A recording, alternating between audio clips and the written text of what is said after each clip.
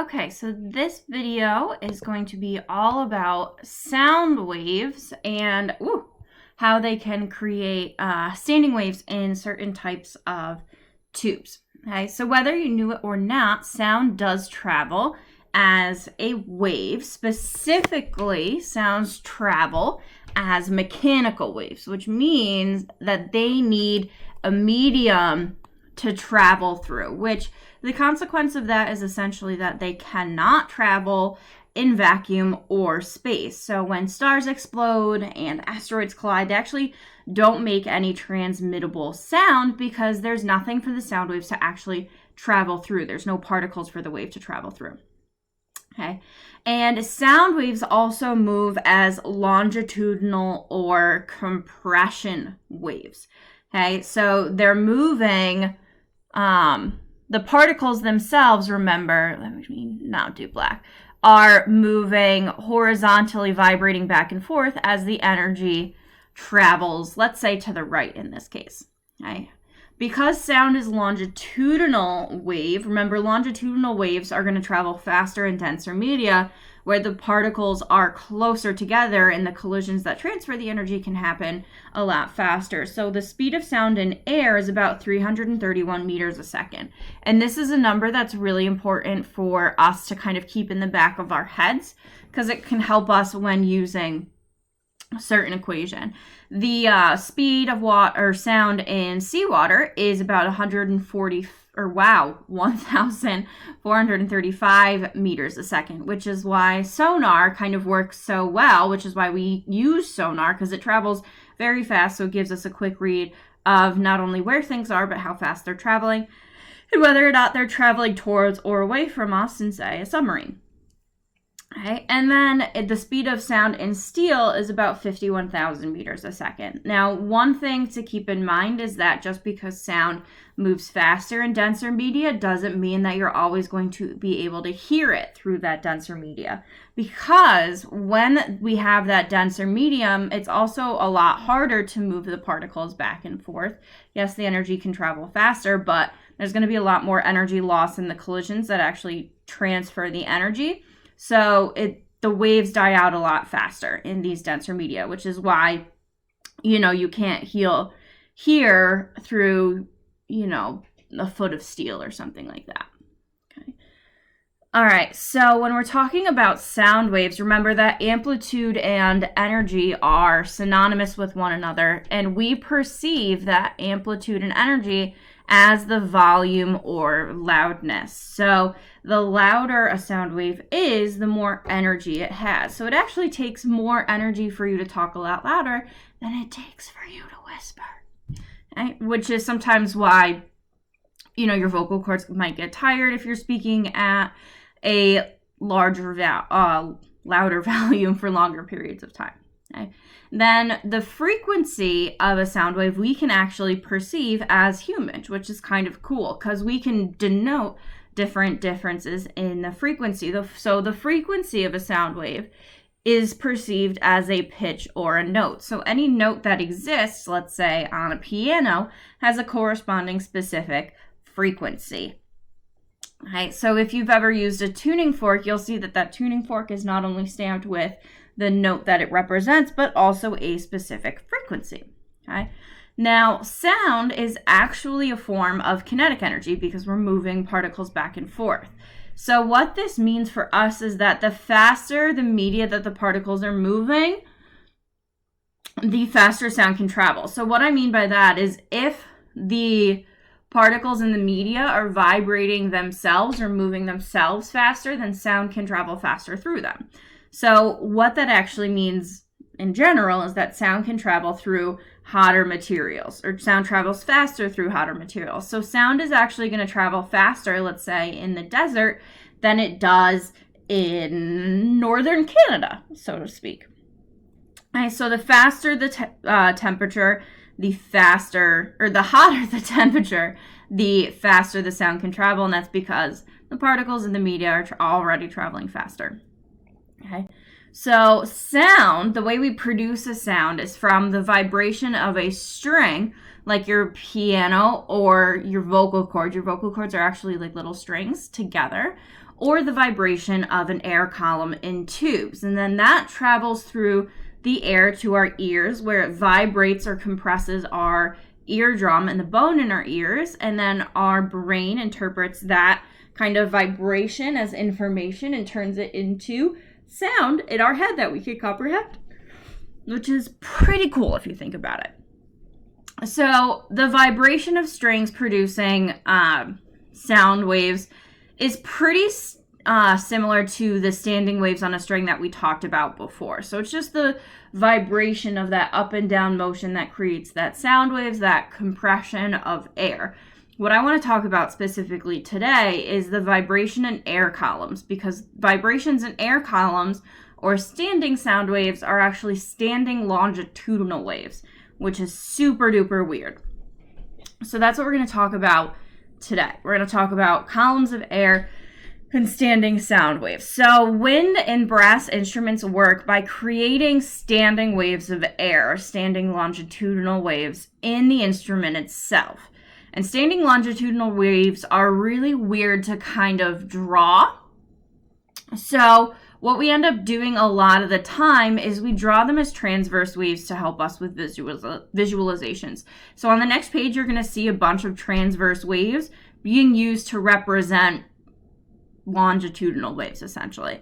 Okay. When we also have standing waves of air or longitudinal standing waves, we also need to think about pressure variations. But in general, where we have a displacement node, so remember, those would be, or that would be the location where the particles are remaining relatively still. That's going to correspond to a pressure antinode. So let's flip over to a different page so I can show you the animations associated with this stuff. Oh, wait, naturally they didn't load. Probably should have checked that. Okay, so this first diagram here is essentially a standing sound wave within a tube. So notice that our kind of compressions and rarefaction sections just kind of oscillate between a couple of points. So this is what's going on in your instrument to create sound. And this, on the left-hand side, this kind of gray bar is what's pushing the air to create the note. Okay. So the places where you see the particles moving a lot, like the left or the rightmost red dot, we could draw that as a transverse wave, and that would represent an antinode. This left red dot over here would represent a displacement node because that particle isn't moving at all. So we can diagram this standing longitudinal wave as this standing transverse wave here. So again, the two rightmost particles represent standing antinodes. Okay, so that's why they correspond to the parts where the wave is moving back and forth a lot. And the leftmost particle represents a displacement node. Okay, now a few minutes ago, I mentioned the importance of pressure variations again, because that pressure variation is what actually transmits the sound wave to our ear, because that's how we create compression waves, is we have pressure, essentially. Okay, so you'll notice that at this leftmost particle here, the particles go from very compressed to spread out to very compressed to spread out. So when the particles are very compressed, that's going to represent really high pressure. And when they're not spread out, that's going to represent really low pressure. Okay? Whereas this particle here, this kind of center particle, you'll notice that the particles don't really compress together or stretch apart at all. The distribution of particles sort of remains the same. So that means that's a part where the pressure essentially remains the same. And that's what's occurring at this particle as well. The pressure is essentially remaining the same, whereas this leftmost particle, the pressure is changing a lot. Okay, so that's going to give us a standing pressure wave. And you'll notice that wherever the particles aren't moving a lot, our displacement nodes, we have pressure antinodes, because at those locations, the particles go from compressed to not, to compressed to not, to compressed to not, and so on and so forth. But where the particles actually move a lot, our displacement antinodes, the pressure, the compression of the particles doesn't change at all. So our displacement antinodes correspond to a pressure node. Okay, now for the most part, when we're drawing waves, we're going to be drawing displacement waves. So this black graph here. Occasionally you might see a pressure wave and have to get some information from that. But for the most part, we're going to be looking at displacement waves. This pressure wave is just something I wanted to mention because it does come up every so often. Okay, now let's go back to the notes. So there's two kinds of air columns we might need to look at. And OneNote is taking a second to catch up. So the first kind of air column we might need to look at is one that is open on both ends. Now you might think, well, why can't we do one that's closed on both ends? Well, because the sound would have no way of escaping. So we have one that is open. There we go. Open on both ends. So these are going to be our wind instruments. Okay, and these are actually most similar to the standing waves that we talked about earlier in the week. So like regular standing waves, the wave speed is the same and the length of tube is going to stay the same. Right? Because the tube is open on both ends, that has to be a displacement antinode. So the particles have to be able to move a lot at those open ends. Okay, on waves on a string, the particles had to not move on the ends. We had to have displacement nodes on the end. But here we can have displacement antinodes since the tubes are open on both ends.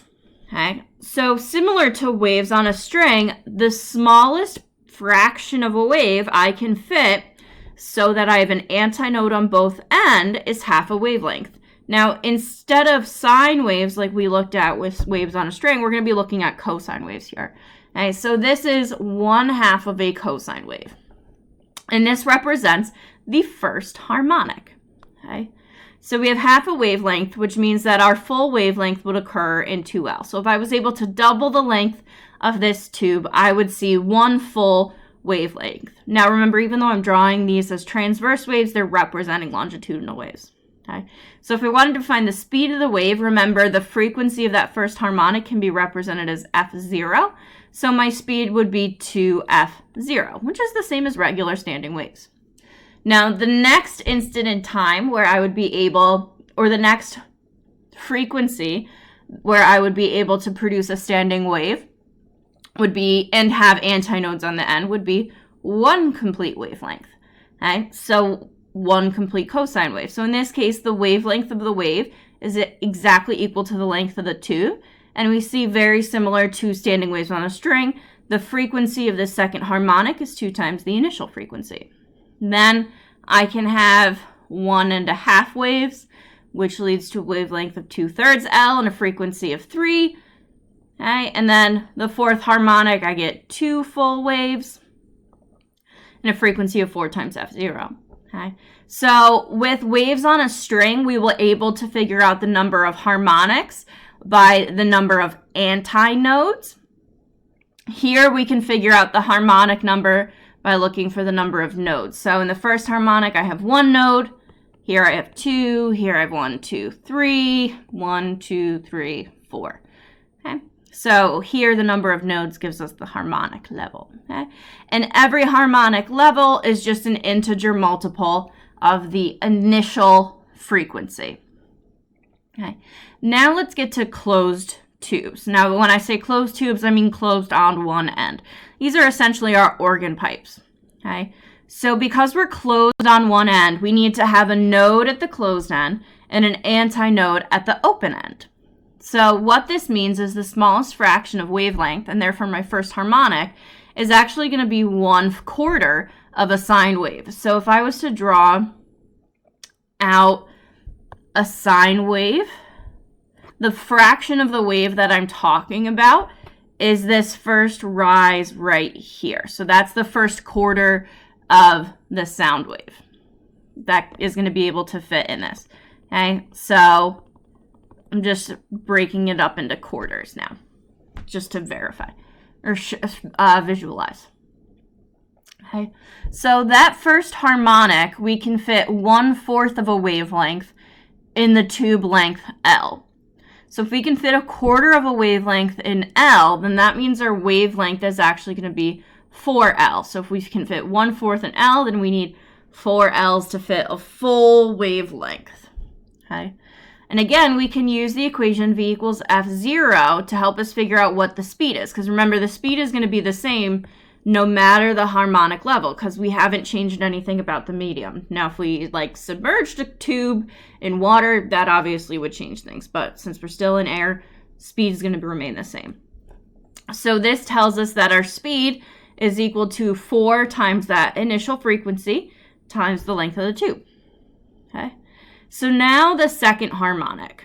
Now, when we were doing these with tubes open on both ends, we went from 1/2 to 1 to 1.5, and it was kind of a nice pattern.